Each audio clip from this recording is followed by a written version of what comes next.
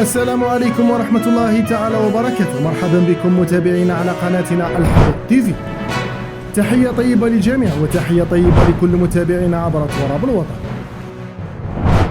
إذن مشاهدينا الكرام، ترتقب مصلحة الأرصاد الجوية خلال يوم الأربعاء الموافق 18 من جانفي اضطراب جوي جد قوي بإذن الله على أغلب الولايات الشمالية الوسطى والغربية وكذلك الولايات الشمالية الشرقية، وسيكون هذا الاضطراب محمل بتساقط أمطار جد غزيرة بكمية ترتقب أن تصل أو تتعدى 40 ملم محليا، خاصة على الولايات الشمالية الوسطى، وكذلك تساقط الثلوج على أغلب المرتفعات الداخلية ابتداء أمسية يوم الأربعاء إلى غاية الأسبوع المقبل بإذن الله على المرتفعات التي يزيد علوها عن 700 متر، وقد يصل سمك الثلوج أو يتعدى 20 سنتيمتر.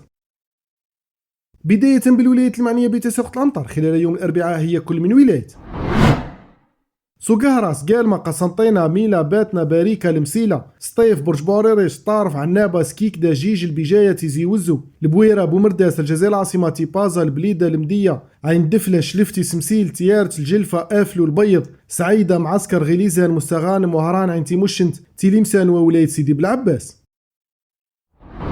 أما فيما يخص الولايات المعنية بتساقط الثلوج فستجدها بالتفصيل في هذا الفيديو. شكرا على المتابعة، ولا تنسى الاشتراك في القناة لنوفيكم بكل المستجدات.